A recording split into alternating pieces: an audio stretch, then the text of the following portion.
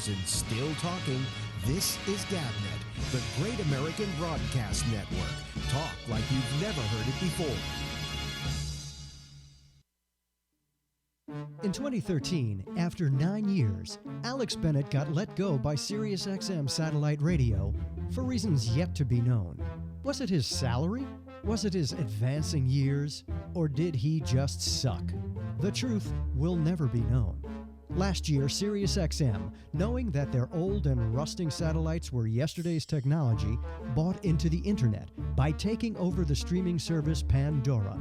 Well, we suppose that Alex has finally snuck his way back into the SiriusXM orbit, presenting Alex Bennett's Ramble on Pandora. Get Pandora and get Alex, but don't tell SiriusXM. If they know he's there, they might dump him again. The Ramble from GabNet. Talk like you've never heard it before. We're GabNet, and we've got you covered live 5 nights a week. First, on Monday night at 9 p.m. Eastern, it's The Exchange with Damian Chaplin. Well, I wish California would just kind of like break off on its own, you know. And I don't mean like secede from the United States. I mean like physically break off from the United States. And float away. Well, yes. That might happen someday. Yes. Oh no, we're going in the other direction. We came from the ocean. We're heading over. We're heading east. Aren't we sliding up? Tuesday through Friday at 10:30 p.m. Eastern, it's Alex Bennett with The Ramble. Well, wait a minute. Hold on a second. What's going on down there? I was looking at the map, and the whole southern end, there's really low counts down in the southern United States, and then Mexico only had like 2 or 3. They sent all of their infected up here. Tuesday through Friday at midnight, The Intersection. Oh, Amazon has told its suppliers, don't send us anything that is not essential. We want medicines, we want foodstuffs, we want cleaning supplies. Your goddamn Bluetooth can wait till this is over. If you like sports, we've got that too, with The Arena, Wednesday nights at 8:30 p.m. Eastern. Marcus Pouncey, one of the black offensive linemen for the Steelers, was the guy who went after Myles Garrett and was the one who was stomping him and punching him in the end zone when he was on the ground. Catch up on all the shows with our weekend flashback. All shows have the Citizen Panel, an exclusive concept of GabNet. It's new, it's daring, it's talk like you've never heard it before. Hi, I'm the guy you know at the end of the commercials. You know, I'm always the one giving you the lines that the company really doesn't want you to hear. But here at GabNet, that's all changed. Here, I get to talk about all the cool stuff. How about that? So, let's get going before I get fired. GabNet is the home of the Citizen Panel. It's an original concept that allows for a panel of regular folks just like you to Skype in and join in on the discussions. Whether it's Alex Bennett's Ramble, The Intersection with Jack Bishop, The Exchange with Damian Chaplin, or The Arena hosted by the franchise MC, you get to be a major part of the programs on GabNet. To participate, just Skype us at GabNet Live. It's that simple. GabNet Live will immediately make you a panelist, and you're invited to stay for the entire program. Don't sit on the sidelines. Participate in the live citizen panels on all live programs here on GabNet.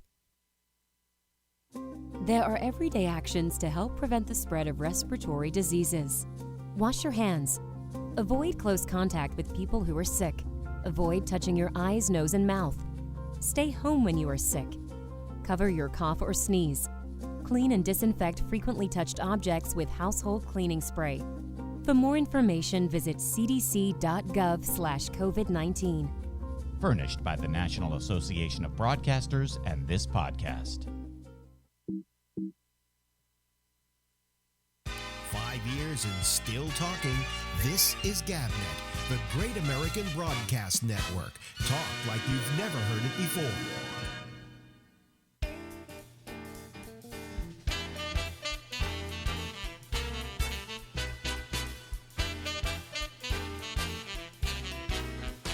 Hey, from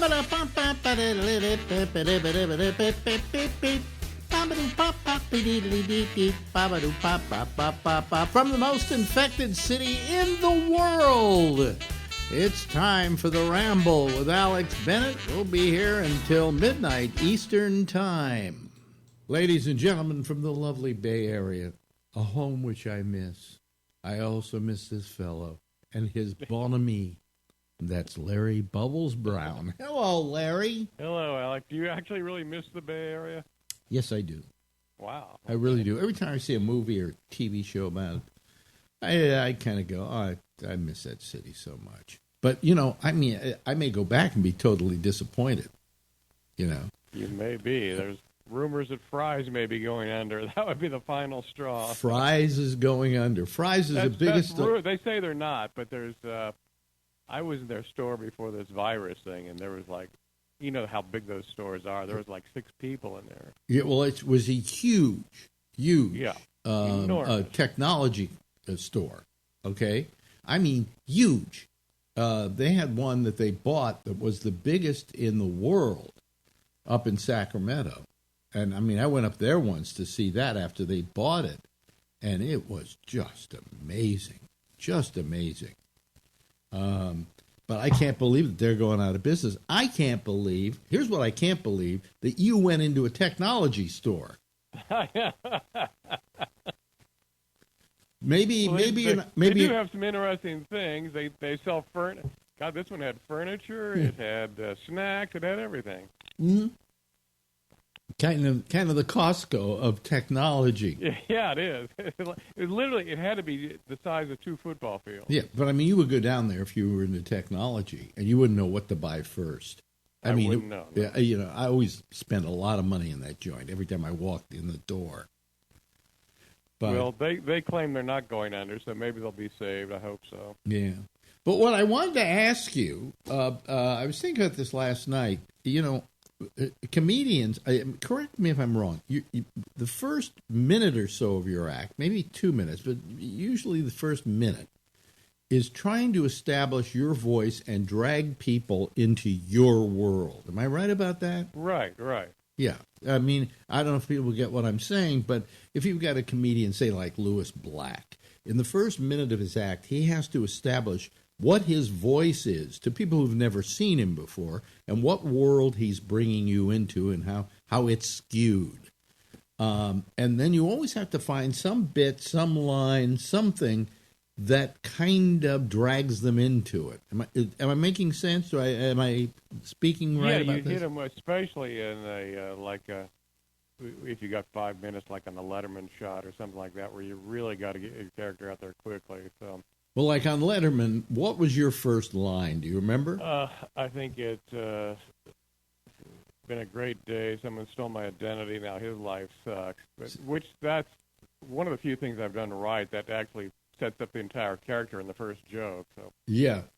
So that I was going to ask you, how do you open up your act? Is that pretty much how you open up your act all the time? With it was very usually I use that one for years, but use a very self-deprecating joke, and this guy's life sucks. That sets up the character right there. Right, and then you can go ahead and now that they're in your world, you can tell jokes suited to that world. Just do jokes suited to that, and that's a lot of comics do have a problem getting their point across that quickly. Yeah, but that's important that you do that, especially if you've got a character you're playing. One of the few things I did right, yes. One of the few things you did. Well, you know, I mean, I think you're one of the funniest people out there. I mean, if people haven't seen your act, you know, and there are a lot of people who haven't seen your act. You're one of the funniest, you know. Well, thank you. One of the weirdest compliments I ever got was Robin Williams said to me, "I can't do what you do," and I said, "Fail," and he said, "No, he would." And then he brought this up. He said, "I can't talk about myself." And then I realized Robin was always kind of in a character or something like that. He never did talk about himself, and I don't know why, if he felt insecure about doing that or not. I don't think that would have worked within his act, do you? I don't think so, because he would just come out in some crazy character, remember? Well, you never knew who Robin Williams was as a person because he was just riffing and going back and forth and with this character and that character and doing some character and blah, blah, blah. And there was never a moment where it landed on, so I was taking my wife to the doctor the other day. Yeah. You know. And normally that way normally that wouldn't work for people, but it made him the biggest ever. Well, I mean, yes. And Jonathan Winters was that way, too. You don't know about Jonathan Winters' personal life, although you read about it in the papers sometimes. But on the other hand, you talk about stuff that's in your life, just as a radio personality, I used to talk about my life all the time. That's what it was all about. We both wore our hearts on our sleeves. Yeah, and we would talk about the experiences of going out and so on. Today I had a flashback to San Francisco. The Blue Angels have decided, in tribute of our healthcare workers, they're going to do a flyby in New York. And you remember how I used to react to them doing it for Navy Week in San Francisco? I hate the fucking flyboys that do their little tricks and go upside down and come close to buildings and things like that. Because one day one of them is going to come down and kill people. Oh yeah, it's only it's a good show, but this is not the place to do it. It's only a matter of time. And then they used to do what they called their rehearsal. I love this. It would on Friday. The Blue Angels would be out there rehearsing today. So what? We're not supposed to look? I mean, what do you mean a rehearsal? And it was a major annoyance because I would catch a nap around 1 o'clock to 3. Because I would get up so early, I would get a 2-hour nap. Then I could sleep only for 6 hours. I'd go to bed at, 11 o'clock at night like everybody else. And I'm trying to sleep and hear these guys go right over my apartment. It sounds like the roof's coming off. Yeah, I yelled at them. I said, I went on the air and I just blasted them. And then they offered to take me up in their planes. And I said to them, fuck you. No way. What? I don't understand it. So anyway, we that was me and the Blue Angels. But how are you holding up in all this now? I feel like I'm under house arrest, which is someone said a quarantine was that's when they put sick people, they lock them up, and now they're locking everybody up. Well, you're not under quarantine because you don't have the illness, so they're not saying stay home because of the illness. They're saying stay home so you won't get the illness. Does that bring up any constitutional rights issues? I don't. Look, can I be bold by saying something as simple as fuck the constitutional rights? I have a constitutional right to live, okay? And if you do something that comes between me and life, fuck you and fuck the Constitution. Does that make sense? Yeah, but I just think this has been an overreaction. I think Sweden didn't shut down. They got about the same numbers we do. They have a different population. They have different socialization. I don't know that's that we overdid it. We didn't overdo it here in New York. Well, you've got the density problem there. Yeah, because what happened in New York was we were so good about this. I mean, New Yorkers are really tough people. And they said, you want us to stay in because this is going to save lives? Okay, we can do it. You want us to wear masks outside? We can do it. I mean, everybody's wearing a mask here, right? If you go out in San Francisco, how many people are wearing masks? They only wear masks here when we go into stores. Yeah. No, they're wearing masks everywhere here. And in my case, I wear gloves, too, and a lot of people wear gloves. And we have managed to take the death rate and in the last couple of weeks cut it in half. By staying inside and by when we go out, social distancing and being very assiduous in this. Because it saved our lives. So I can't imagine any other solution to the problem. But I can see where you're sitting in San Francisco and going, this is overkill. I think it's a little overkill. Yeah. What? It's a overkill. I mean, your governor's getting worried. Gavin Newsom's on TV saying, You people at the beaches are crazy. We open the beaches and you don't apply by the rules. Yeah, I think, and so he just shut us down for another month. Yeah, and as well he should. California was in there very early in curbing this thing, and so that's why you haven't had the amount of deaths, say, that we have in New York State. But he was good at closing things down fast, and that's why the death rate in California is surprisingly low. Very low. Yeah. So, if you then don't apply those any longer, if you suddenly say, okay, everybody go outside, the sun is shining and the birds are singing, get out there, you're going to see a rise in the death rate. You're going to see a rise in the incidence rate because this virus is still there. So, how long can this go on? Well, I'm figuring that we're going to be staying indoors here. I mean, they're going to start opening a few things, okay? But we're basically going to stay indoors here. I would say I'd give it another 2 months at least. Jesus. I mean, it's, and then, okay, let's say, Bubs, that tomorrow they open up the movie theaters. Are you going to go? Oddly enough, I might. But really? I think people are not going to storm out right away. They're going to. I've heard talks about some of the clubs when they open. It's going to be they're going to allow a third of capacity in. Yeah. So people will be sitting apart. Okay, so they say they're a third of the capacity. They're probably going to wind up paying you a third of what they normally pay you. Yes. I'm serious. Of course.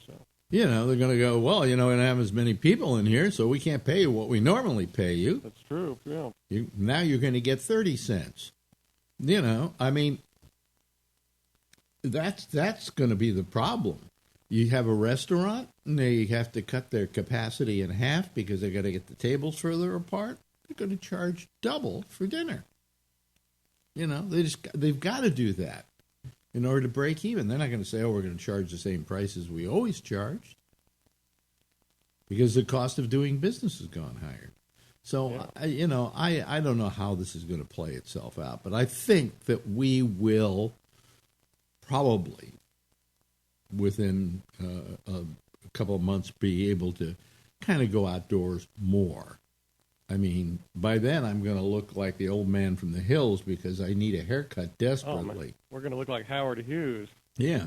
I love watching TV and seeing all these news reporters who can't get haircuts or makeup people.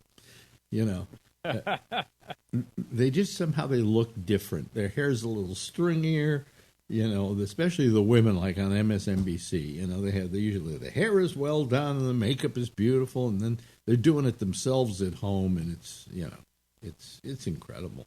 It is just it's been an incredible event.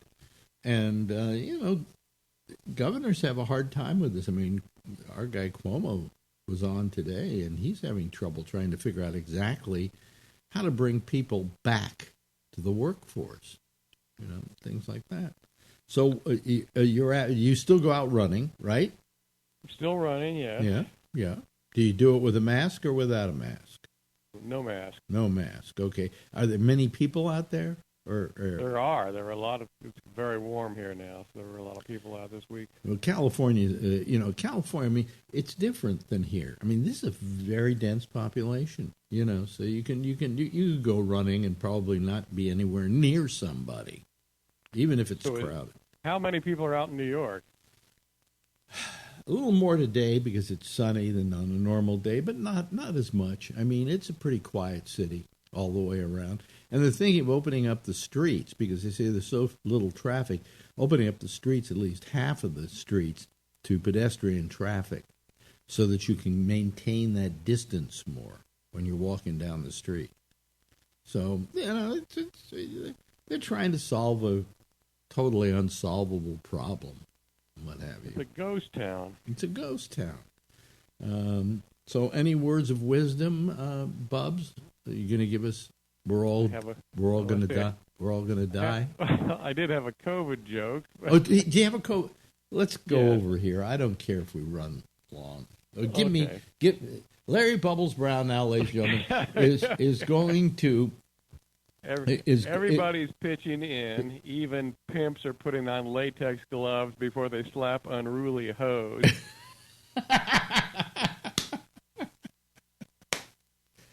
Is that your only COVID joke? I think I had a couple more, but I forgot what they were. Yeah. Well, anyway. Hey, listen, we've run out of our usual time. Have. Yeah. I hate in this day with this virus, we literally may be running out of time. Well, I hate to say we're running out of time anymore because we probably literally are if this thing gets any worse. Anyway, we always enjoy talking to the lovely Good to hear from you, buddy. Lovely and attractive Larry Bubbles Brown. Thanks, Bubs. Thanks, Alex. 5 years and still talking. This is GabNet, the Great American Broadcast Network. Talk like you've never heard it before. Okay, there he is, Larry Bubbles Brown. Oh, you know what I forgot to do? I forgot to turn on my lights. Turn on your red lights. Ooh, there we go. I'm sorry. I forgot that. I sit here, I'm having a good time listening to Larry, and I don't think about the fact that I have to come back and talk with ya. Okay? So I don't turn on the lights. But now, you see, it's so much better with the lights on. I look swell, don't I? Yeah, okay. Let me see here. We got to go to the map. Got to show you the map. This is the world map. This shows us how we're doing in the world with this coronavirus thing. This little virus, little touch of the virus that we have here. There's the world as we see it tonight. 3 million. They passed the 3 million mark internationally. 3,115,977. Okay? Totally confirmed cases. There may be far more than that, all right? Total deaths. Wait a minute. Come on, I don't want that. I hate this map. They've got to work on it. Let me see here. So that's what we got for that. Then we go to the United States. Here we go, ladies and gentlemen. Come on. Jeez. All right, there we go. Okay, the number popped up right. We went over 1 million. Went over 1 million total confirmed. Now, again, we don't know that that's entirely 100% true because there are a lot of people. These are people that have been counted. You know, there people may have it, goes away, they forget about it, and they get on with their business, you know. And they say, what's with all this coronavirus stuff? So, but that's confirmed, all right? Total deaths, here's the number we don't like. 58,355 souls who were here a couple of weeks ago, and they're not here now, and they didn't expect it, okay? They were perfectly healthy. They were living healthy lives, and now they're dead, okay? All right. Let me turn on that fan a little higher. Okay, here we go. There we go. Let me see here. And we're here in New York City. We're at 17,682 deaths. That's not good either. Okay. Number 2, Spain. They're not doing as badly. They only got 23,822 deaths. Italy, they got 27,359 deaths. France, 23,694.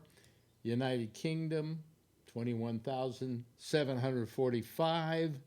Germany, only 6,314. Turkey, 2,099.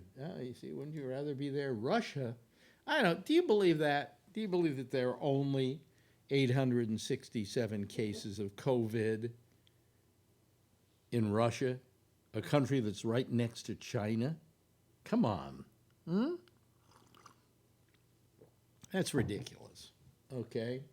And Iran, 5,877 out of 92,584 confirmed. So that's a pretty steep death rate. You know, you compare that to the death rate in the United States, you know, we look bad, but really we're about the same they are. We're at about 5% in in deaths to that. Okay, so anyway, that's the sad news, folks.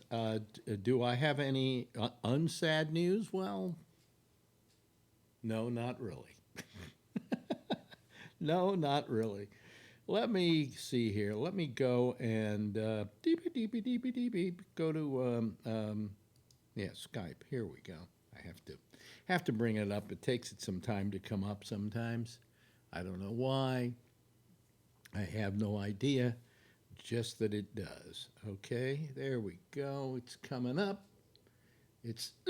There we go. We're up, and I'll put on my little green light. I'll go to active, okay? Fooling around today with Zoom because I have somebody who might be doing an interview with me tomorrow on Zoom. Boy, I it's just so much trouble for me to use for this kind of thing.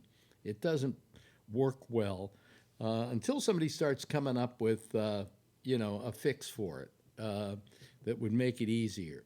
But Skype is my bitch, so I have to live with it. Okay, here comes Rob Alfano, ladies and gentlemen. First, right out of the box is Rob. Let me see, Rob. Where were you last time? I can't remember where you were last week. Well, I don't remember where I was 5 minutes ago. You don't remember where you were me. 5 minutes ago. Okay, so there goes Rob Alfano. We put him in the number 1 spot. Here comes Phil Meyer. I think he was somewhere last week on the first page, wasn't he? No, I guess not. I don't know. Vernon Nunn here is calling. Hold on a second. First, let me get Phil here. Scuba diver. Okay. Is he there? Yep. And then we go to Vernon Nunn. We put Vernon up, and we got him. Hello, Vernon. How are you this evening? Oh, look at him. Wait a minute. I got to go to the picture. Look at him. Looks like he's ready to rob a grocery store. Now, this is my Home Depot uniform. Is it really? Yeah. And does everybody dress that way at Home Depot, or are you just be playing it extra safe? Most of the associates do, yeah. Oh, okay. Now, they say that one of the high-risk groups are people who've had cancer. So does that include us? Oh, wait, turn on your audio there, Charlie. Does that include us? I'm wondering. I'm not sure it does, unless you have other immune system problems. I'm not sure prostate cancer would make you any more susceptible. Yeah. Because I was just wondering about that because, they say, hey, if you've recently been operated on for cancer, well, I have been, but I'm just wondering if that's, if that's a negative for me. But anyway, we went out today, which I'll show you the video tomorrow. But I went out today, and I had the gloves and I had the mask, and then I came home and I washed my hands and took a shower, and then I autoclaved myself, and I'm playing it right. No, you took your mask off. Now we're all gonna catch it. Where'd you put your mic when your mask was on? In your mask? No, it's on the. Okay, all right. I love seeing all these reporters on these networks wearing their masks and stuff and broadcasting from their home, and also seeing how bad their hair is. I had to take it off because it was fogging up my glasses. Oh, really? Yeah, that happens. I found that when I was walking today, I was. Now I don't know if it's because I just haven't been out of the house in 6 weeks, basically. But we were walking, and I was running out of breath. I was getting short of breath. And I also got on the scale, and I weigh, let's see here, 6 pounds more than I did the last time I weighed myself. Because I don't get any exercise here, And then you you eat some stuff, and it's not. I have a croissant every morning. But then I don't eat anything till dinner, so I don't know what.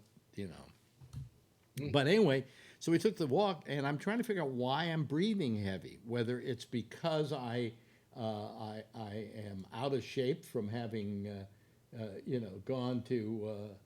Let me hear. I'm trying to do something at the same time I'm talking to you. That I'm out of shape, or that I'm just that it's the mask that I'm wearing, for instance, that's causing the problem. So I don't know. Hold on. I'm trying to. God, do I hate Chrome or what? There we go. I'm trying to get back to my. I have to make it full screen when I show that world map. And so anyway, okay, all right. So anyway, so I'm out of breath. I'm wondering maybe if it's the mask that I was wearing. Can you get a little out of breath from wearing that mask? It's hard to breathe sometimes in them.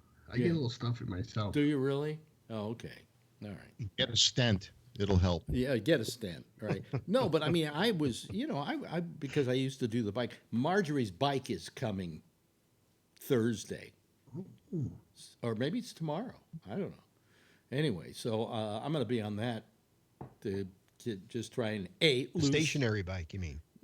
Well, yeah. Oh. Well, we have a stationary bike in the house, but it isn't meant to be that way. It's a bike she bought, had fixed, and then it just has sat here, not doing anything. So I hope that this thing doesn't have the same fate. Okay. I have one of those in my garage. Do you need a place to hang towels and T-shirts? There you go. Perfect. You got one. Oh, really? Oh, okay. I ride that every day. Do you really? Yep. Every day, 15 minutes on that stationary bike. Have you ever gotten out of the room with it? I don't want to get out of the room. I'm watching TV while I do it. My friend Shecky has a what do you call it? A treadmill thing, you know? Yeah. And he used it when he first got it. Yeah. Yes. And everybody does. He hasn't used it. If you want to buy one of those things, the best thing to do is look for them used because you get great deals on them. Yeah, Craigslist or eBay. Or, really, you might. Yeah. Craigslist probably. Yeah, I'm sure a lot of people get. Everybody buys them with best of intentions and don't use them. Yeah. Oh boy, I'm getting a little. And they wind up hanging T-shirts and. I was just gonna say that it becomes like a clothesline. I had a Solaflex. And let me tell you, that's got a lot of hang T-shirts. Sold it at a garage sale for $20. I think I paid $1,500, something like that for it. Wow. Yeah. The biggest work that he had was handing it to the guy. The workout, getting it home when you. Well, I think I'll use this maybe every other day or something because I did 25 minutes when I went to the gym. And the gym, I passed it today, by the way. I looked in. I go to the same gym as you, Alex. Well, not the same gym I go to. Not the same gym, but in Woodside. Because if you were going to the same gym I was going to, I would change gyms. I don't blame you. Hey, I brought us orange juice. Get him out of here. No, but I looked in the gym and it. I think there was dust all over the place. I mean, it was just nothing going on in there. I may want it, because now hopefully they get it under control because it's going to be scary going back. All I ever do at the gym is do the bike. So if I start using her bike, I may not even pay I pay $15 a month. I know you can't beat that price. You can't beat the price, and they have pretty good stuff, But and they're clean too. Then I went over to Marjorie's. However, Marjorie's. Let me turn my mic up a little bit. Marjorie's gym, which is I can't remember the name of it, but it's a fancy one, really fancy. Did she go to Crunch? Because I used to go to No, not Crunch. She used to go to Crunch, but this is that other one, the really fancy one. I don't know what the name of it is, but anyway. She went to this one, and I went and met her one day, and this was like the Taj Mahal. Nice but she pays $2,500 a year for it. I mean, they even have little razors for guys, little disposable razors, and I mean, it's just it's gorgeous. But is the New York Athletic Club still open? AC. Yeah, they're still open. Yeah. That was I went to that in the 70s, and that was pretty cool. Indoor pool, and I don't know what it compares to now, but it was the state of the art. Yeah. Well, so anyways, I need to work out because I haven't worked out. I was out of breath from walking, and I'm going, it's ridiculous, when I was, because I would usually go out and take a walk every day. And the days I didn't walk, I would go to the gym. And if I didn't go to the gym, I just wasn't sticking around the house all the time. But now you just don't go out. It's a dangerous world out there. And what's really dangerous are the guys begging in the street. Because they're all coming over to you. They come right up to you, and you got to dodge them. Because they want some spare change, and they don't have a mask on, and they're just they're COVID friendly. Just carry like a 4-foot blade. As they come near you just jab them. What'd you say, Charlie? Lysol. Get away. What? Oh, I thought you said something. No, it was Rob. He suggested you attack them with a 4-inch blade. Little as they come up to you. And that'd be telling your wife that's 4 inches. No. This is. The trouble is, the other trouble is that when I used to just walk down the street, I'd have my earphones on, but I don't have them on when I'm with girlfriend because she thinks I'm going to ignore her, which I would. Usually I have the earphones in, so when they ask me for money, I just pretend like I can't hear them, and I'm fine. But now it's like, But anyway, here in New York, things have gotten slightly better. We're only down to 337 deaths. I mean, we're about 6 down from what we were yesterday. So. I'm sure we'll go down into the 200s pretty soon, hopefully. As it continues to fall, if it keeps falling every day, you're going to have to open up, and there's going to be, concerts and things in the park. No, there aren't. Oh yeah. Oh no, there say aren't. 2 weeks of downward. Our mayor and our governor are not going to allow that to happen. They're going to open stuff up. I think what they're going to do is they're going to open up a lot of stuff upstate, okay? Because upstate, the mayor mentioned this, and he's absolutely correct. Upstate is an entirely different population, It's more like the Midwest when it comes to open expanses and so on and so forth. And he said, so up there we could probably open up a lot of stuff a lot easier and not have the impact. And, if we see that it's causing problems, we'll then back off. He said, but downstate, it ain't. I'm not asking you to leave the house all too soon. It's what he calls New York pause. We're on New York pause. And sounds like a store for cleaning, for dog grooming. New York pause. And we're in that pause period. He said we may modify the pause upstate, but downstate we're going to maintain it. In fact, we're still going to say stay inside after the 15th. Because they're going to start going back non-essential, like in Queens, if you had to guess. What'd you say? When do you think like the non-essentials, like in Manhattan, Queens, like our area, when do you think they'll start going back? Me and my sister were wondering, like. I wonder, like, they're not going to tell you. They're not going to tell you, Tony. They're going to let you stay in your house, just like those guys that lived in the caves after World War II, and they never told them the war was over.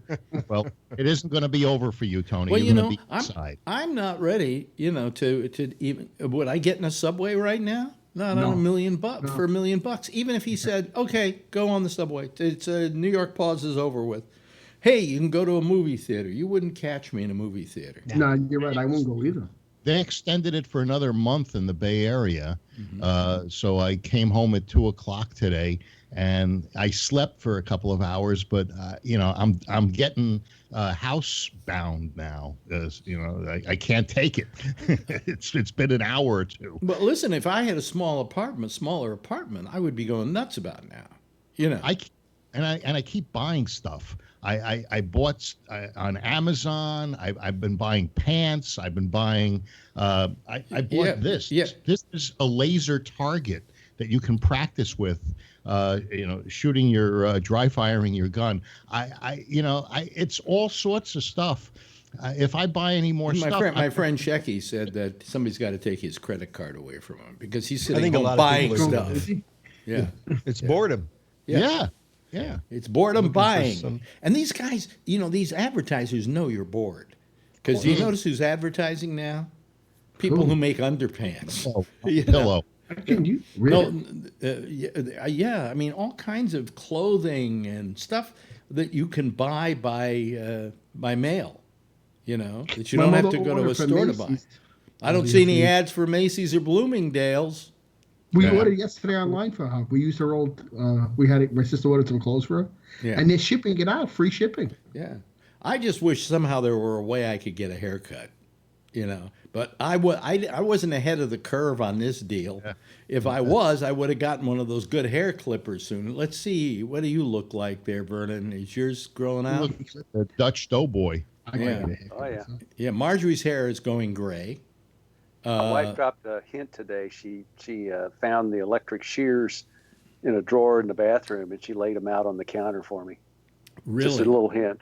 Dropped a little hint. Yeah, well, Marjorie wants to cut my hair. But as I've said it before, Alex? What? What do you got to lose? Yeah, what have I got to lose? Yeah, I say that women have a Delilah complex. My sister. Every woman I've ever known has wanted to cut my hair. The only one I let cut my hair was a woman who had been a hair cutter. Oh, And my wife did mine on Sunday. Your wife did yours on Sunday? Yeah. Did she? It looks like she did a good job. She did a great job. It looks no different because it's easy. I got the clippers, number 2, number 5. Yeah. You do number 2 around here, then you do number 5 up here, and I take a shower, and it looks like I came out of the barber shop. Where do I get those clippers? I got lucky. I ordered them like before everybody got locked down. I don't know what made me think of it. I wish I had ordered stock in companies before it went up, but no, I got the clippers. I wish I look at me. Look back here. It's horrible. And then I did something about trying to kind of like maybe we use my clippers to kind of cut it down a little bit, and I cut a big swath in me right here. Do you usually, when you get a haircut, is it totally smooth? Or... I get it cut all the way down. I get it down to a number 1. I look like Charlie Brown for a couple of weeks, and then I go to him when it gets like less than this. I'm down to the barber shop, and these are these local, Harlem barbers who sit around telling stories to each other and cutting hair, and they say, which one do you want? And they point to a poster they have, and it has like 1, 2, 3, 4, all the different hairstyles and shapes. And then I say, well, you give me, just shave it off. Just do a number 1. And then he does a number 1, and I'm out of there. Yeah, that is easy to do. Anybody could do your hair in number 1. Yeah. To begin with, they feel so guilty about what they get $12, and I give them 15. They feel so guilty about it because it's not much work to do me at all. That they do things like cut the nose hairs, say, want me to trim up the beard a little bit for you, my favorite thing about going to a barber is getting a hot towel shave. The traditional barbers, they put the hot towel on, then they've got the foam that comes out of the thing, and then a gangster comes in and shoots you. Yeah. With Albert Anastasia.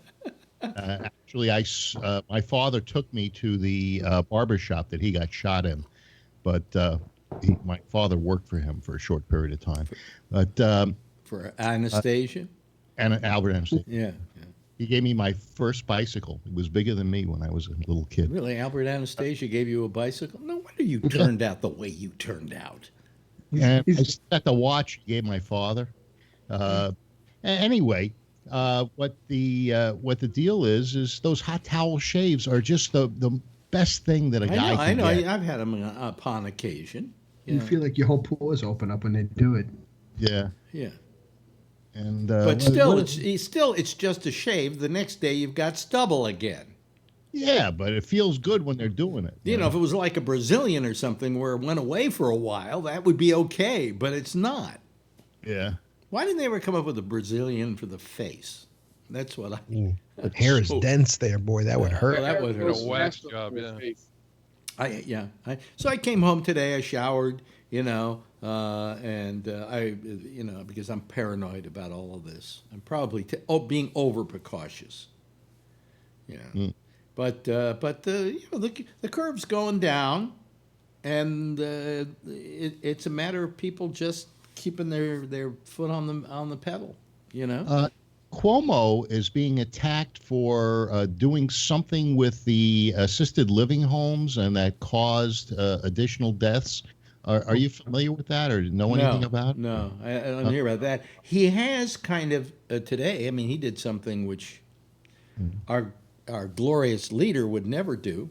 He said, I was late to the party. He said, I should have closed down everything about a week earlier than I did. But I was listening to the experts, and the experts were all wrong. And finally, when I saw there was a problem, then I did something about it. But I was late to the party too, and he admitted his own failings. Which is so refreshing. Did you see 60 Minutes? When this week? Yeah. Yeah. About that Blue Dot company? Yeah. And all the tracing that they were doing beforehand? Yeah. Yeah, it's pretty interesting. Yeah.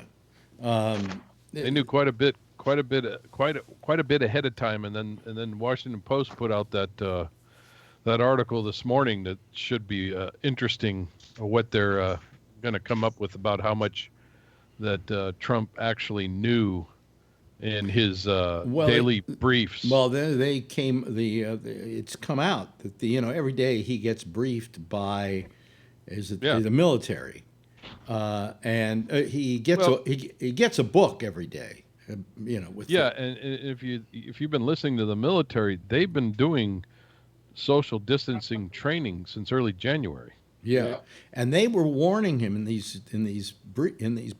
briefing book that all of this was going to be a problem, and they say you need to pay attention. They say that once a week they actually had to go in and read it to him, because he won't do anything unless somebody reads it to him. He won't pay attention to it. Really? He has to have it read to him. Yeah. Now it's not that he can't read; he's just a lazy fuck. Yeah, he doesn't want to do it. And they warned him about this in January, and he just completely avoided believing it. Okay, almost daily. Not almost daily. Yeah. Some days they said it was more vociferous than other days, but they didn't go in every day to read it to him either. They only went in a couple of days a week to read it to him. Initially, he thought, and I think he was right, that they were giving him information that was off the mark, and he didn't trust the people that were disseminating the information. And I think some of those people turned out to be very untrustworthy. Why were they untrustworthy? They were giving him a bent on the information that wasn't accurate. Trying to make him screw up. Yeah, but he turned out of people that you're supposed to depend on for that information. And it turned out that they were right on this. I mean, who is Donald Trump to decide that these people aren't valid when he's just come into office? He doesn't know these people from hell. And I think that if you have the military come into you and say, look, this is a real threat. This thing in China isn't as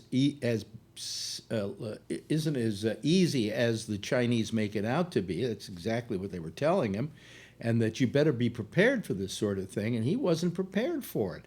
Consequently, we look at the map, and we got over 55,000 people dead in this country. And I think the murderer is Donald Trump. I'm glad you think that. Yeah. Vernon, how do you feel about it? I think that there could have been earlier warnings done. There could have been a whole lot of things done sooner. There could have been testing, supplies, and swabs.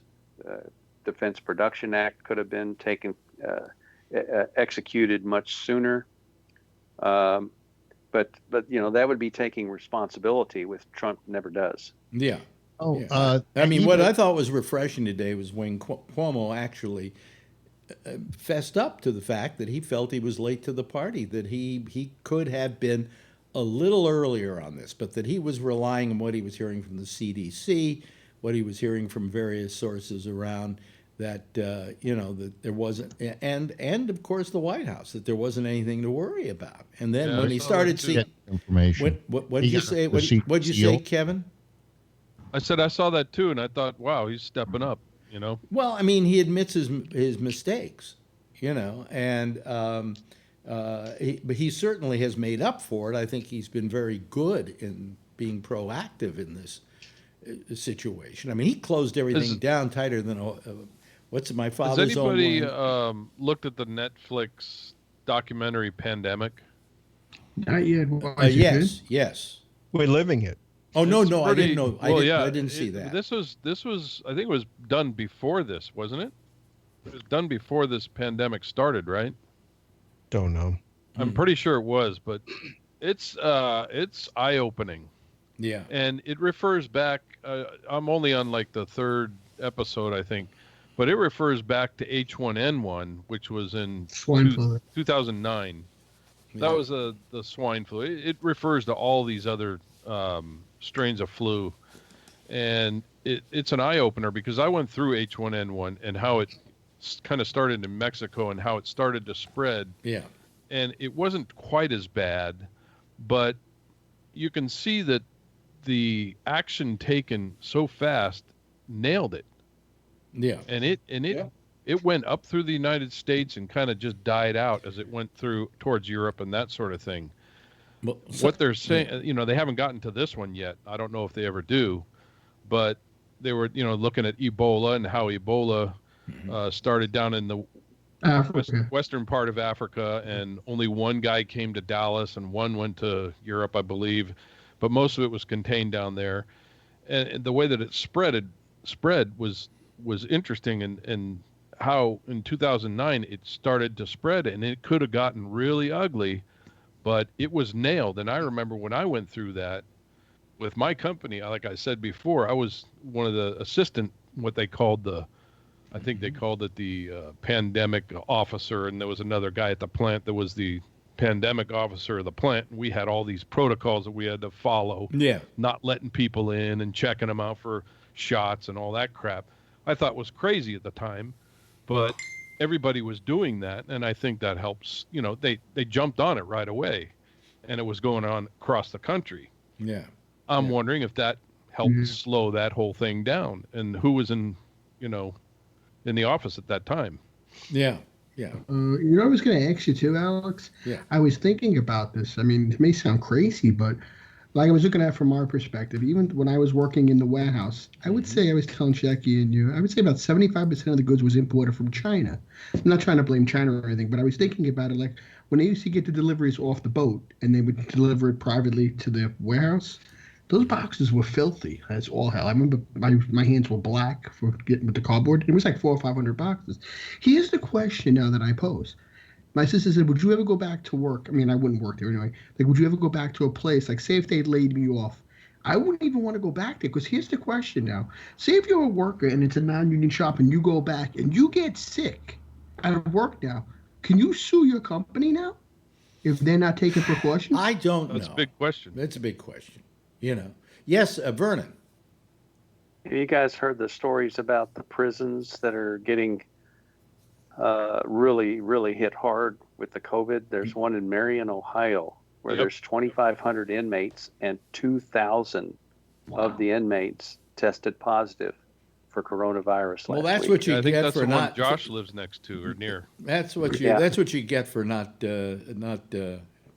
observing social distancing. I mean, how are you? On a positive note, though, the governor here in Kentucky, following up on releasing 800 inmates who, were medically vulnerable or sentenced to nonviolent or non-sexual crimes, were released on April the 2nd. And he followed up today and commuted 352 more inmates deemed particularly vulnerable to the COVID. Charlie. I think in that prison that Vernon was talking about, of those people that tested positive, something like 80% of them had no symptoms. Wow, asymptomatic. Wow. Wow.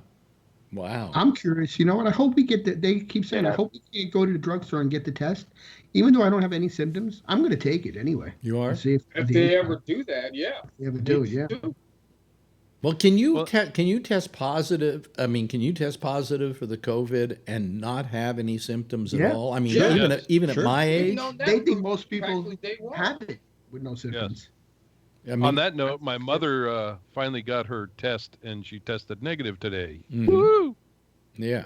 We don't have tests in Texas. No. You cannot get Texas tests unless you have had a fever for 5 fucking days. Jesus. Yeah. It's time for you to get. It's time for you to get a new government down there, man. Oh man! And that's what bugs me about Trump, because at that point, Trump will say to everybody, "If you want a test, you can get a test." Yeah. Come on. I want one. Well, you know, he puts everything off on the governors, and the reason he does that, he then is passing the liability for this entire situation off to somebody else who we can blame it on. States' rights. Well, and my mother was exposed, and it took her a week, and she's in a retirement home. It took her a week. Wow. Has anybody else in the retirement home gotten? She COVID? thinks 2 of them did. Yeah. Are they okay? Are they okay? I believe so. They won't. They won't say anything because of HIPAA. Yeah, because I wonder if let's say I found out I tested positive. Would that necessarily mean I get a bad case of it because I'm 80 years old? Or does that mean I could just get it and sniffle a little bit? Yeah, well, the person that they think, the person that she was exposed by is supposedly doing okay. That's all they would tell. How come we have 3 million cases of this and we don't know that much about the virus itself yet? You would think that would be enough, like a larger sample. Well, here's they can't get a handle on it. That's where you watch that pandemic thing, because there's so many different strains of these flus. It's ridiculous. Well, here's the latest wrinkle on this: is that they've, young people who have been considered to be, pretty much not on the map when it comes to having any serious problems with the COVID. It turns out now that people in their 30s and 40s are coming down with strokes. Yeah. Large amount. Is that right? Yes, more strokes than usually in that population. Blood clotting. Kids guys who are in their 30 years old getting a stroke. Now they're saying skin lesions and things like that too. Yeah, I mean this. You mean you could get it from a skin lesion? No, that's one of the symptoms. Oh. Develop a skin lesion. Oh. You see, I mean, this seems to be a disease that has many little twists and turns to it.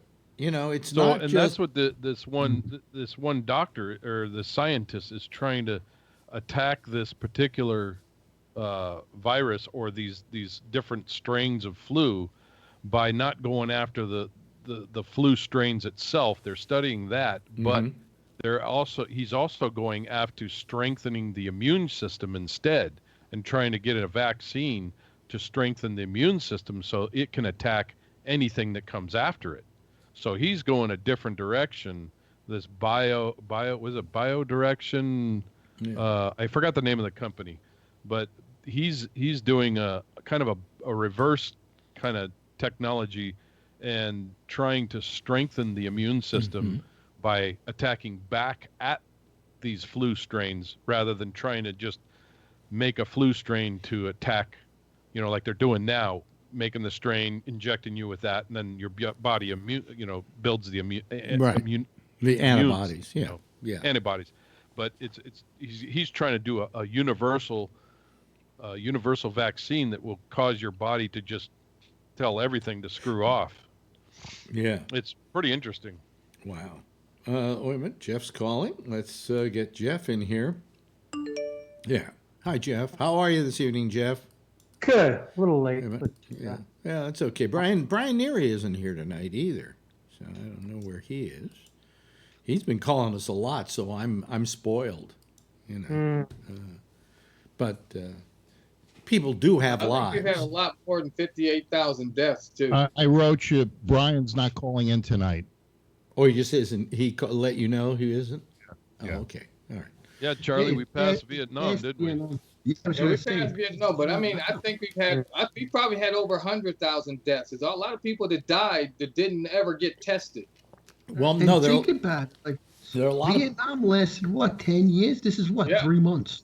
There are a lot of people Less than 3 also. months. There are also a lot of people who died at home.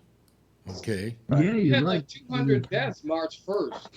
And Well, how many of the that's 2 deaths months how many of the deaths in nursing homes haven't been counted? Yeah, that's true. It was called a wildfire. Yeah. Yeah. This number's a It's bit. actually over 100,000. Yeah. Well, We probably had over 2 million cases. what I'm going to do is still go with the the current statistics. All right. Well, those are confirmed. Yeah, those are confirmed, and those we can count on. It's still terrible. I think it was Fauci who said this could be upwards of 100,000 to 250,000. So we could reach that 100,000. I don't know if we will unless there's a big breakout in the Midwest. I think a lot of those cities that are loosening up are going to see a problem. I think that. What about Georgia? Georgia, I think, is going to become so infected it's ridiculous. You know? Did you know? We're already losing 2,000 people a day. Yeah. You know what scares me though with this whole thing, and this is what's really scaring me. Get to you, Phil. Let's say the numbers go down because we're all in the house. Yeah. But they don't have a handle on it. We're not so many people are not even tested. Once we start going back to work, it's just how is it going to go down? It's just going to go back up again. Yeah. Well, I mean, here we look at somebody. Let's look at a country like Sweden, however, that has taken absolutely no. What's the term I'm looking for? God, I'm so out of it today. No strategy. Guidelines. They decided that they weren't going to tell people not to go to work and to social distance and all of that. They said, forget it. We're just going to let this thing burn itself out. And their amount of deaths are no more than any other country per capita. Even though they've eliminated social distancing and people are going to work and stores are open and so on.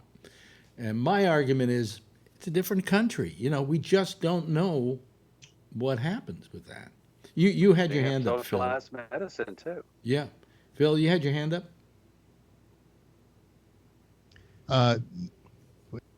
Let's see. It's still muted. No, it's not. No, we can hear it. We can hear you. No, I don't remember what it was. It was a couple minutes ago. Oh, but it must not have been that important. It was pertinent at the time. Okay. Sweden's only had like 19,000 cases, so they didn't have to social distance. They didn't have to lock down. Well, if we only had 19,000 cases, we wouldn't have to either. It could be. We got that in Brooklyn and Queens. It was. I saw a news segment tonight about a woman in New York crying that either her husband or someone had died of the virus, and the city has not picked up the body yet. The coroner's office hasn't picked up the body, and this is quite common, I believe, going on in New York right now. This happened next door. It was pretty much a whole day before they came and picked up the body. Yeah. When I went, I first saw the cops here at like 9 o'clock in the morning. They were still out there at 10 o'clock at night, and when I went on the air here, they hadn't picked up the body yet. I guess this is quite common. I saw it on the news, and I don't know if it's every station that carries it. Well, I mean, she could gripe about that, but it seems logical because the funeral homes and so on are being overtaxed by this. You know. Well, she says it's been days, and the body is still in the apartment. That's terrible. Yeah. Yeah. Well, you know, I mean, this is what's happening. You know, this is a big tragedy. You have no idea how bad it is here in New York. I mean, it's really bad.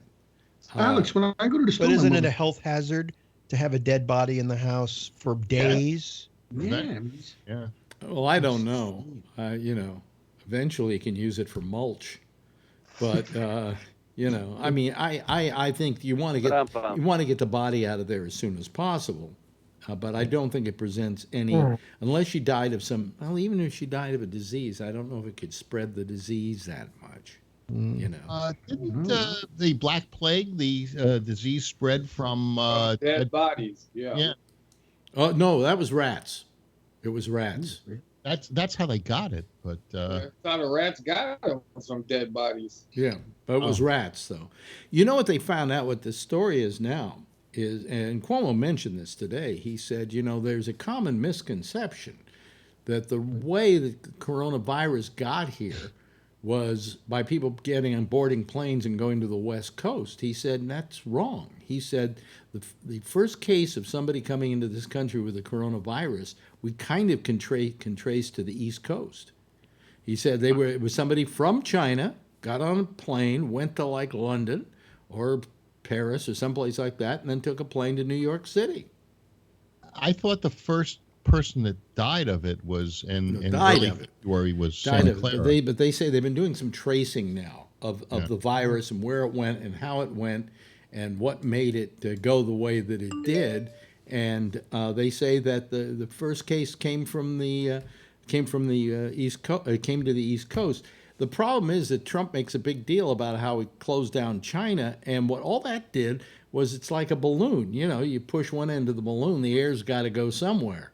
So, okay, I can't get on a plane, go to America that way. I'll go to London and then on to New York. How much later was it till he closed down Europe and then London? Oh, it wasn't until March. Maybe late March. Yep. What day did he? It was March 31st. Correct me if I'm wrong. That he closed down China. No, not March. No, that was like January. No, he closed that down in January. 31st. Yeah. And I don't think he was doing it because of the COVID. I mean, it was not a prudent move because you're acting like Chinese have nowhere else to go but to the West Coast. This is ridiculous. True. It's a number of advisors, including Fauci and but we still come. are saying that closing down China at that time was a smart move. Mm-hmm. Well, I mean, let me put it this way. It wasn't a stupid move, considering that he's pretty... Oh, John, turn your audio off. Hi. It is off. Well, it was coming back at us here. Anyway, let me see here. There you are, John. Then I can't hear you guys. Can you hear us? He's mistaking the Skype for the audio, not the Safari or what is it? The YouTube. Turn down the YouTube audio. Well, no, that wasn't what was coming back at me. But it's fine now. Can you hear us, John? Yeah. Oh, okay, good. Okay. I mean, I think that the president refuses to take any responsibility for not doing this fast enough, and I really appreciate it when I hear a guy like Cuomo say, hey, I didn't do enough soon enough, and you go, okay, I understand. I don't know what I would have done in that situation.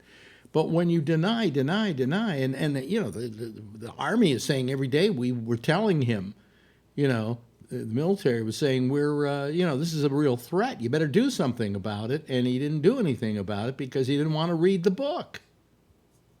So, yes, Vernon. I was glad to hear that they reinstated, or they plan to reinstate, the captain of the USS Teddy Roosevelt. Yeah. Oh, yeah. Yeah. I mean, all he did was try and save the lives of his men, and I think he did a very brave thing. And by the way, that letter he wrote, I think, got out not by him but by somebody else. He had just written that letter to his superiors. And somehow that letter got out, and they've never explained how. but yet he had to, because he wrote it, he had to take blame for it. So, wait a minute, I have one other story here pertinent to the coronavirus that I wanted to bring up. Here it is. Ted Cruz wants to propose a law. You ready for this? Banning the Chinese from airing propaganda on Mexican and Canadian border stations aimed at America. You think that's a good idea, Phil? Yeah, go for it. How do you they're going to use propaganda. They've been using it, and they blame the U.S. military for starting the virus. They're not someone that we can trust. But the FCC has no. It says here has no jurisdiction over stations licensed to Mexico or Canada. What are they going to do? Put them in jail? But can issue licenses for entities broadcasting over those stations from studios on the U.S. side of the border. Now, you were wanted by the Vietnamese for doing the exact same thing from Hollywood, broadcasting over to Vietnam, and you were on the propaganda list, weren't you? No, it was China. Oh, China. Okay? So China. I was on a list of enemies of the people, and that if they ever catch me, they can arrest me, and Oh, is that why you kind of try to fit in with that Chinese communist? Yeah, that's why I did that. Yeah. We don't like you. No, it was just that anybody who was on Armed Forces Radio, because we broadcast to the entire Asian area. They just wrote your name down, put a little book, and said, Alex Bennett, we're going to get him. Well, and they, in the 50s and 60s, didn't they have these radio stations that were in Mexico and they were broadcasting here? They were playing rock and roll. Well, these are those radio stations, only the Chinese have bought them. That one of them is Rosarita Radio, Rosarita BCN, XEWW, which reaches San Diego and parts of Los Angeles.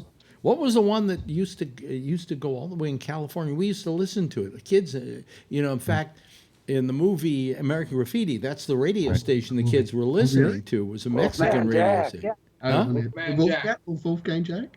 I don't think he was on. He wasn't on that, but right.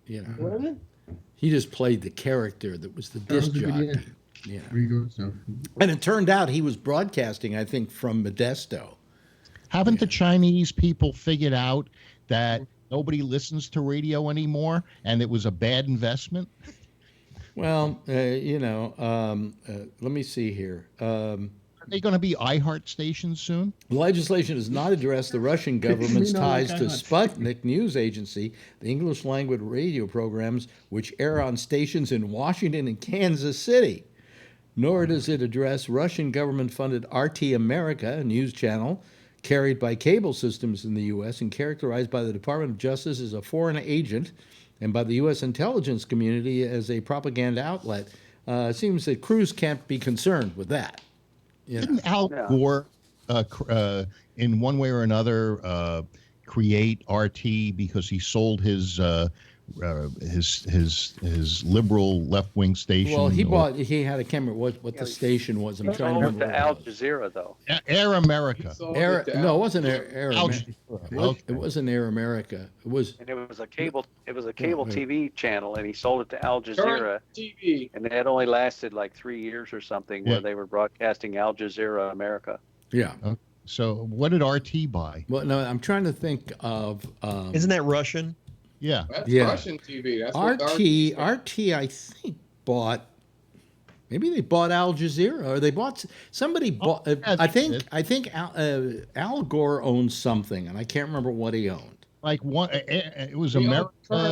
Current TV. Current TV. That was it, and it was very good, by the way. I really enjoyed it.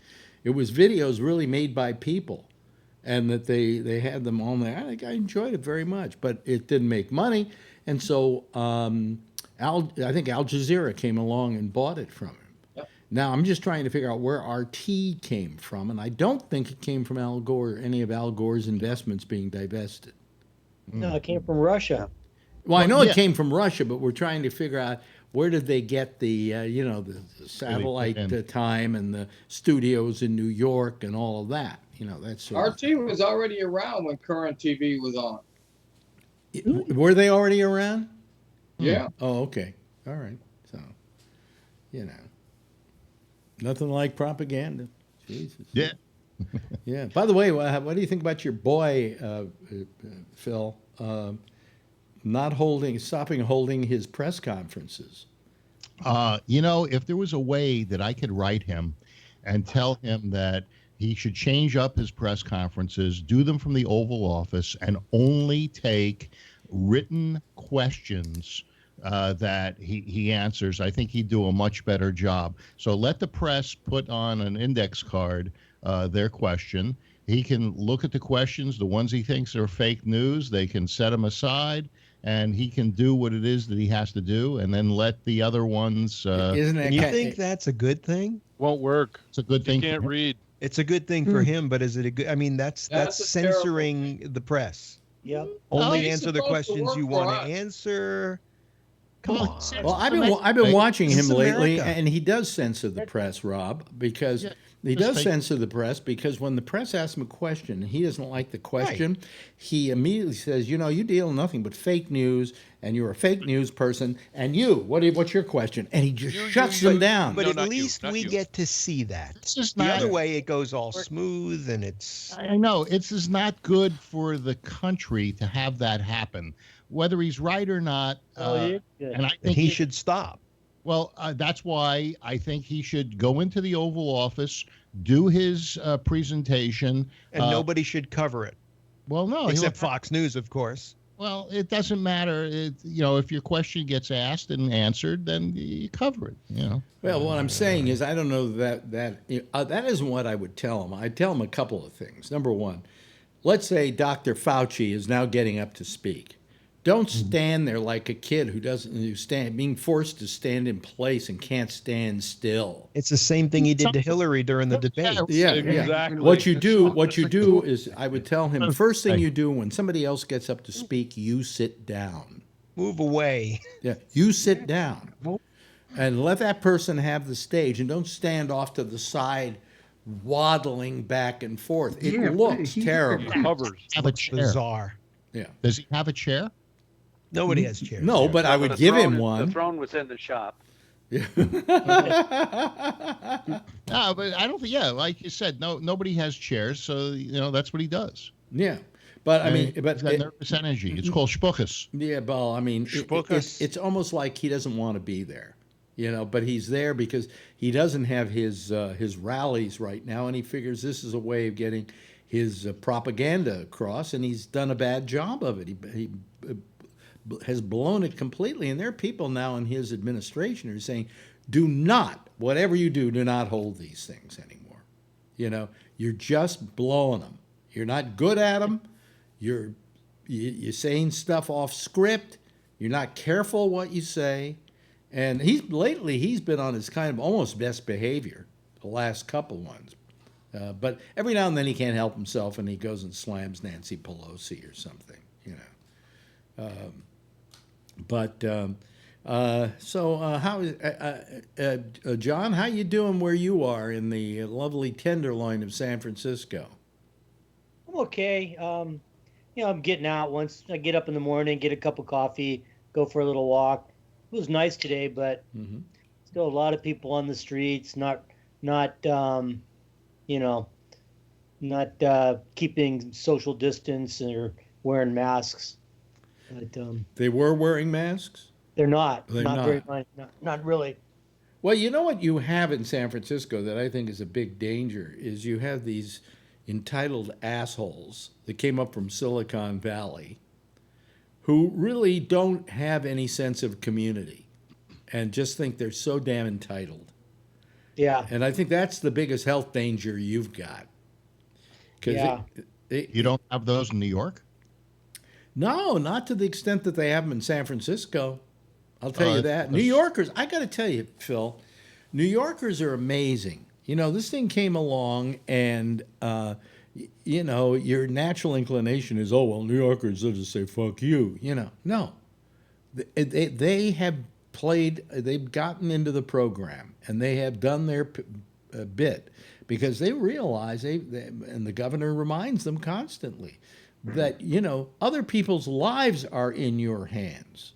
Okay? Well, and that's it's because the 15 or 17,000 that died were the ones that weren't social distancing, and so they no, they're people who died for the most part before they knew this thing was coming on strong. I'm just lucky that I'm not a terribly social person, and I didn't go out and see with a lot of people and hang out in crowds and things like that. If I were younger, I might have, but at my age, I kind of stay at home and don't do much of anything, and I'm pretty glad of that. Have the subway, and once they realize that you can't pack people in like they do on the subway, and you don't drive around New York. I mean, if you drive around New York, you can't park.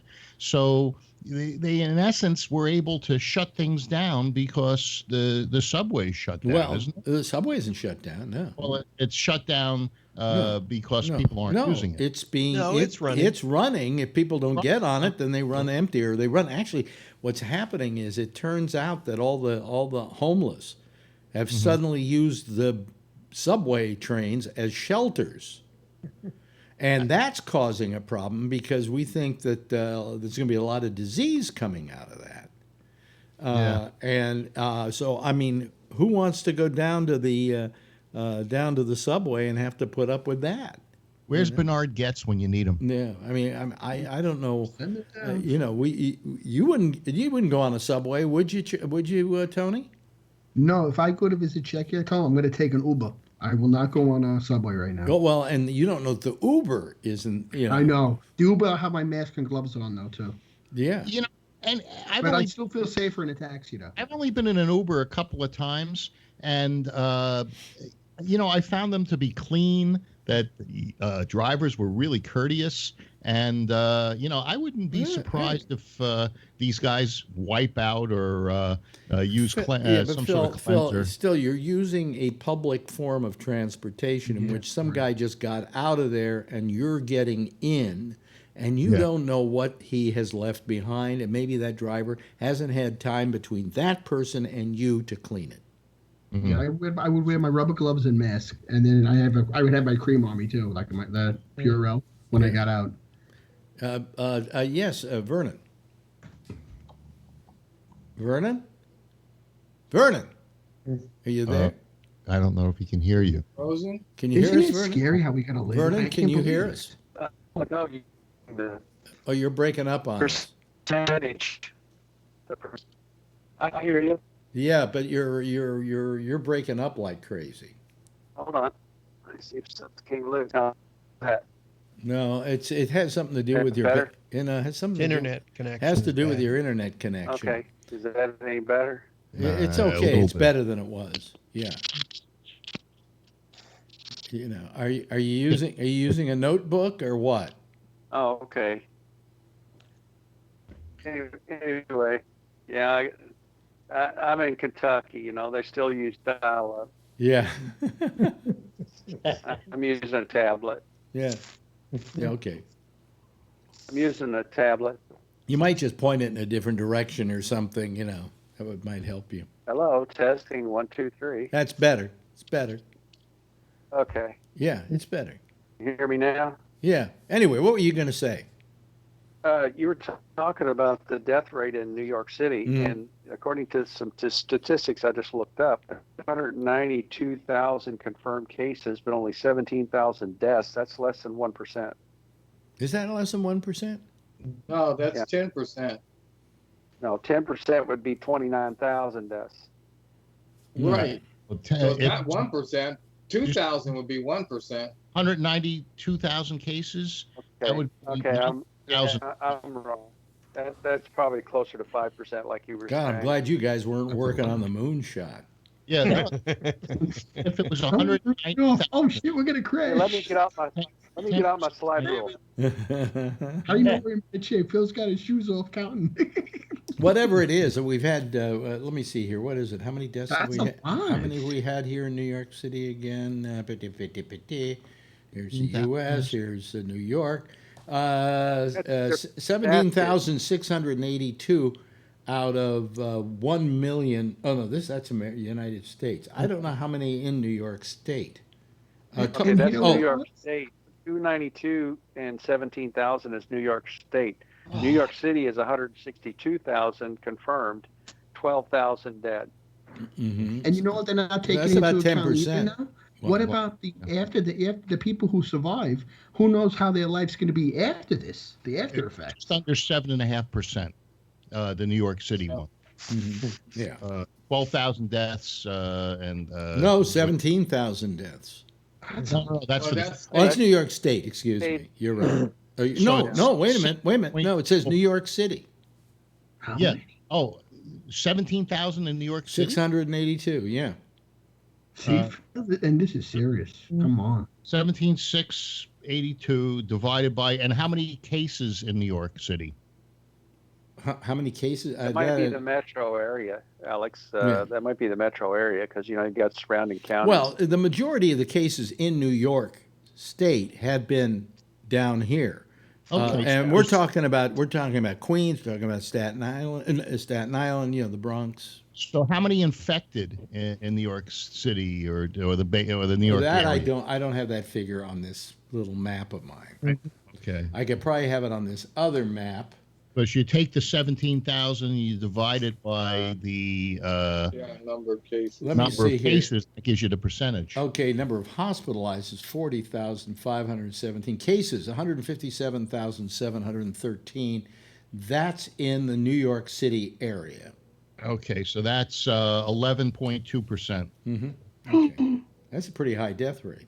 Remember, he was making fun of, it's just going to be like the flu. Yeah, the flu's under 1%. Yeah, it's just going to be like a bad cold. Well, in other areas of the country, it is lower, isn't it? Like California, I think it's quite a bit. Yeah, but again, we don't have, they don't have the density of population we have here. There's nowhere in California that the population gets this dense. Ask John about what happens every time he walks over his sidewalk. Yeah, but he's in a certain part of town, right, John? Yeah. For the most part, San Francisco's empty, except in in my neighborhood where where there are a lot of homeless and drug addicts. But for the most part, you don't see people anywhere. Right. Right. So it's a. Did you hear about those two dubious doctors down in Bakersfield? They were all over Fox News saying, "Oh, we did these tests and we've determined that this isn't any more dangerous than the common flu." Yeah. I don't know. They came up with these bogus statistics. You see these crap? No, come up with any statistics. That's why they were being challenged. Yeah. There was no there was no testing. There was no statistics. Well, it was good enough for Fox News, though. It was Fox that challenged them. No, Fox. That's why they're in Bakersfield. No, I heard Laura Ingraham challenge those two guys. Yeah. Nah, she didn't challenge them. She put them on TV. Yeah, and then she asked them, "Where's your facts?" Okay. Well, anyway, the theme's playing. We got to go. This is. And Jeff hasn't said a word tonight. Hi, Jeff. Hi, I was going to talk about the vice president. Oh, okay. Well, why don't you? No mask Pence. He should have been thrown out. Exactly. I said, what is wrong? Everybody's standing around with masks except him, and he's the head of our coronavirus task force. I'm going to come up. He was tested. No, it doesn't matter if he's tested, Phil. Phil, it's a matter of setting an example. So what if he was tested? So are all those other people probably in that room. Phil, just because you were tested yesterday doesn't mean you don't have it today. That's why you wear a mask, because you care about other people. Exactly. Okay, hey, listen, I got to go. Rob, thank you. Phil, thank you. Vernon, thank you. Thank you, Charlie. Thank you. Tony. Thank you, Kevin. About you, Phil. I care about you, Phil. Thank you, Jeff. Thank you, John. And thank you to me. Thank you all. Why don't you give a big wave goodbye, and I'll give a big wave goodbye back to you. Okay, there they go, ladies and gentlemen. that is the Citizens Panel for tonight. They've done their duty to God and their country, and I appreciate it. But hopefully they'll stick around and do the next show, which is Jack Bishop. He's here with The Intersection, and he will be, doing the same thing. So call him. Okay. Anyway, I'm Alex Bennett. We'll see you again tomorrow night, 10:30. Same time, same station in life. In the meantime, my throat's going. Tell her I love her, okay? Bye-bye, everybody.